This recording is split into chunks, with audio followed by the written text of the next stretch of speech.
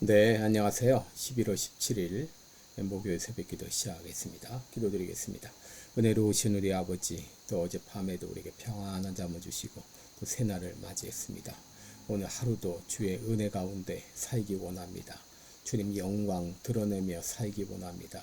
우리의 마음의 생각과 뜻을 감찰하여 주옵시고 우리의 걸음걸음 한 걸음 한 걸음 인도하여 주옵소서. 이 시간도 병중에 고통당하는 모든 분들 주의 능력의 손으로 친히 어루만져 주시어서 깨끗이 나음을 얻게 하여 주옵소서.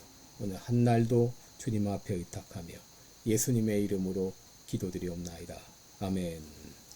네, 찬송가 304장 부르겠습니다. 304장, 예전 찬송가는 404장입니다. 그 크신 하나님의 사랑 304장.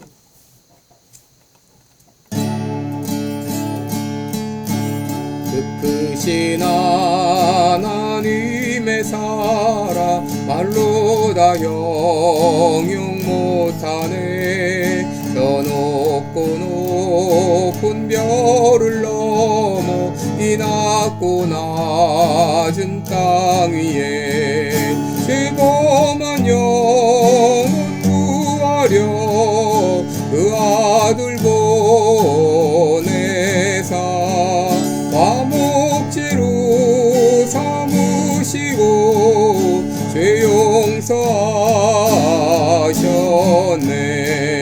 하나님 크신 사랑은 증량 다 못하며 영원히 변치 않는 사랑 성도여 찬양하세. 괴로운 시절 지나가고 남 위에 영화 쇠할 때 주 믿지 않던 영혼들은 큰 소리 외쳐 울어도 주 믿는 성도들에게 큰 사랑 베푸사 우리의 죄 사했으니 그 은혜 잊을까. 하나님 크신 사랑은 증량 다 못하네. 영원히 변치 않는 사랑 성도여 찬양하세. 하늘을 두루마리 삼고 바다를 먹물 삼아도 한없는 하나님의 사랑 나기로 갈 수 없겠네. 하나님의 크신 사랑 그 어찌 낫을까. 저 하늘 높이 쌓아도 채우지 못하리. 하나님 크신 사랑은 증량 다 못하며 영원히 변치 않는 사랑 성도여 찬양하세.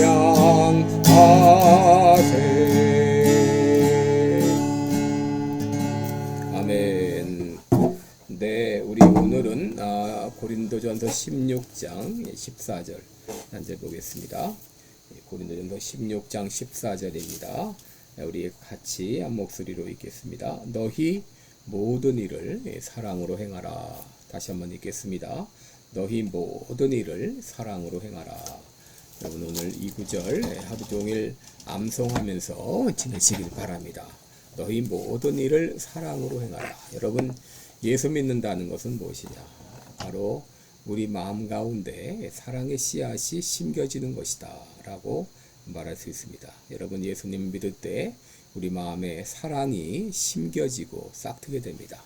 로마서 5장 5절에 보면 하나님의 사랑이 우리 마음에 부음바 되었다 라고 말하고 요한에서 3장 1절에 보라 아버지께서 어떠한 사랑을 주사 하나님의 자녀라 일컬음을 받게 하셨는고. 하나님의 이 사랑이 아니었다면 우리는 하나님의 자녀가 될 수 없었을 것입니다. 여러분, 우리는 바로 이 하나님의 사랑을 통해서 믿음을 갖게 되고 믿음을 통해서 우리 마음 가운데 사랑이 싹트게 되는 것입니다. 여러분, 우리가 아무리 연구해도 깨닫지 못하는 신비가 있습니다. 그것은 왜 하나님께서 나를 사랑하셨는가 하는 것입니다. 어떻게 내가 하나님의 자녀가 되었는가 하는 것입니다. 여러분, 이것은 내가 아무리 생각해 봐도 도저히 이해할 수 없는 신비입니다. 여러분, 기독교는 하나님의 사랑으로부터 시작이 되었습니다. 요한복음 3장 16절에 하나님이 세상을 이처럼 사랑하사 독생자를 주셨으니 이는 저를 믿는 자마다 멸망치 않고 영생을 얻게 하려 하심이니라 라고 했습니다. 여러분, 예수님이 이 땅에 오신 것은 바로 우리를 사랑하시기 때문이었습니다. 에베소 2장 4절에 긍휼에 풍성하신 하나님이 우리를 사랑하신 그 큰 사랑을 인하여 허물과 죄로 죽은 우리를 살리셨도다 라고 했습니다. 로마서 5장 8절에 우리가 아직 죄인 되었을 때에 그리스도께서 우리를 위하여 죽으심으로 하나님께서 우리에게 대한 자기의 사랑을 확증하셨느니라 라고 했습니다. 허물과 죄로 죽었던 우리, 사랑받을 만한 아무런 자격이 없는 나를 사랑하시기 위해서 예수님께서 인간의 몸을 입고 이 땅에 오셔서 우리 죄를 위해 죽어주신 것입니다. 그러기에 찬송가 304장 작가는 이렇게 하나님의 사랑을 노래했습니다. 하늘을 두루마리 삼고 바다를 먹물 삼아도 하나님의 사랑을 다 기록할 수 없겠네. 또 어느 찬송가 작가는 하나님의 은혜로 이 쓸데없는 자 왜 구속하여 주는지 난 알 수 없도다 라고 노래했습니다. 여러분, 우리는 정말 하나님께서 왜 나를 사랑하시는지 알 수가 없습니다. 왜 예수님께서 나를 위해 죽어주셨는지 알 수 없습니다. 그러나 하나님께서 나를 사랑하신다고 하는 사실, 또 예수님께서 나를 사랑하셔서 죽어주셨다는 사실만큼은 우리는 분명히 알고 분명히 믿고 있습니다. 여러분, 사랑은 크게 두 가지로 나눌 수 있습니다. 하나는 에로스 사랑이요, 다른 하나는 아가페 사랑입니다. 여러분, 에로스 사랑은 자기가 좋아해서 하는 사랑입니다. 여러분, 이것은 조건적인 사랑입니다. 이 사랑의 특징은 조건이 사라지면 사랑도 함께 사라진다고 하는 것입니다. 그러나 아가페 사랑은 무조건적인 사랑입니다. 아가페 사랑은 적극적인 사랑입니다. 그리고 아가페 사랑은 의지적인 사랑입니다. 여러분, 하나님은 우리가 사랑받을 만한 아무런 자격도 조건도 없을 때에 우리를 사랑하시기로 계획하시고 또 때가 되매 우리를 하나님의 자녀 삼아 주셨습니다. 여러분, 이것이 기독교의 핵심입니다. 그러기에 성경은 하나님은 사랑이시니라 라고 말했습니다. 여러분, 내가 하나님의 자녀가 된 이유는, 내가 구원받고 이제 천국 백성이 된 것은 바로 하나님께서 나를 사랑하사 나를 하나님의 자녀 삼으시기로 작정했기 때문입니다. 여러분, 고아원에 가게 되면 부모에게 버림받은 아이들이 많이 있습니다. 그 아이들이 이제 고아원의 보호를 받고 있는데 어느 날 멋진 그 부부가 그 고아원을 찾아왔습니다. 그 부부가 찾아온 이유는 한 아이를 입양하기 위해서입니다. 여러 아이들이 있는 그 가운데서 이 멋진 부부는 그 중에서 눈먼 아이를 자기 아이로 입양하기로 그렇게 했습니다. 여러분, 그래서 이 눈먼 아이가 이 멋진 부부의 양자가 된 것입니다. 여러분, 이 아이가 이 양부모의 택함을 받은 이유가 무엇이죠? 이것은 전적으로 양부모의 선택으로 말미암은 것이고 양부모의 사랑으로 말미암음이죠. 마찬가지로 여러분, 우리가 구원받은 거 나의 잘남 때문이 결코 아닙니다. 하나님의 사랑 때문입니다. 여러분, 이런 사랑을 우리가 받았습니다. 이런 큰 은혜를 우리가 받았습니다. 그런데 이 사랑을 받은 우리들이 해야 할 일이 있습니다. 그것은 바로 하나님의 사랑을 가지고 다른 사람, 이웃을 사랑하는 것입니다. 예수님께서는 3년간의 공생애를 마치시고 하늘로 올라가실 때가 되었을 때 제자들을 불러 모으시고 겉옷을 벗으시고 수건을 허리에 두르시고 대야의 물을 떠다 제자 한 사람 한 사람 발을 씻겨 주었습니다. 그리고는 말씀하셨습니다. 내가 너희를 사랑한 것 같이 너희도 서로 사랑하라. 너희가 서로 사랑하면 이로써 모든 사람이 너희가 내 제자인 줄 알리라. 여러분, 우리가 좋아하는 사람 사랑하는 것은 어려운 일이 아닐 것입니다. 그러나 자기가 좋아하지 않는 사람을 사랑하는 것은 너무도 어려운 일입니다.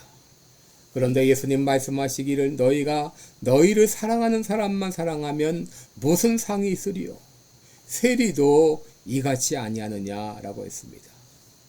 여러분, 그리스도인의 사랑은 이런 한계와 제한을 뛰어넘어야 됩니다. 자기가 좋아하는 사람뿐 아니라 내가 싫어하는 사람도, 심지어 원수까지도 그 사람을 마음에 품고 기도하며 사랑할 수 있어야 됩니다. 그런데 문제는 그렇게 하기가 너무 어렵다고 하는 것이죠. 하려고 생각을 해도 내 발이, 내 손이 말을 듣지 않습니다. 내 입이 말을 듣지 않습니다. 이것이 우리의 현실입니다. 그럼에도 우리는 여기서 머물면 안 됩니다. 왜냐하면 하나님께서는 모든 사람을 사랑하라고 말씀하셨기 때문입니다. 요한일서 4장 10절에 사랑은 여기 있으니 우리가 하나님을 사랑한 것이 아니요 오직 하나님이 우리를 사랑하사 우리 죄를 위하여 화목제로 그 아들을 보내셨음이라. 사랑하는 자들아, 하나님이 이같이 우리를 사랑하셨은즉 우리도 서로 사랑하는 것이 마땅하니라 라고 말했습니다. 여러분, 하나님께서는 우리를 사랑하시되 그 아들 독생자까지 아끼지 않고 화목제물로 내어 주셨는데 우리도 서로 사랑하는 것이 마땅하지 않느냐 하는 것입니다. 문제는 참 어렵다고 하는 것이죠. 여러분, 그래서 우리가 어떻게 하면 내가 미워하는 사람, 심지어 원수까지도 품고 사랑할 수 있을까? 첫째, 여러분, 그 사람을 위해서 기도하시기 바랍니다. 진정 미워하는 사람이 있다면 내가 진정 그 사람을 사랑할 수 있도록 사랑하는 마음을 달라고 기도하시기 바랍니다.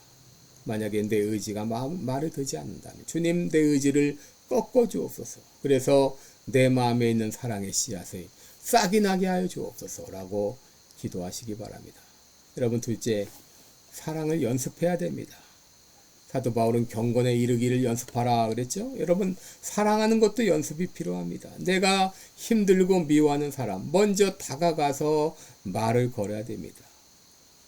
그리고 내가 얼마나 악한 존재인지 깨닫고 내 한계를 깨닫고 주님, 내가 이 한계를 뛰어넘을 수 있도록 해달라고 우리는 더욱더 기도하게 되는 것이죠. 그리고 작은 일부터 실천하라고 하는 것이죠. 연습을 할 때 어려운 것부터 실천하지 않습니다. 어려운 것부터 하지 않죠. 기초부터 합니다. 여러분, 아주 작은 것이라도 한 걸음을 내디디기 바랍니다. 여러분, 고린도전서 13장을 보게 되면 사랑에 대한 여러 조목들이 나와 있죠.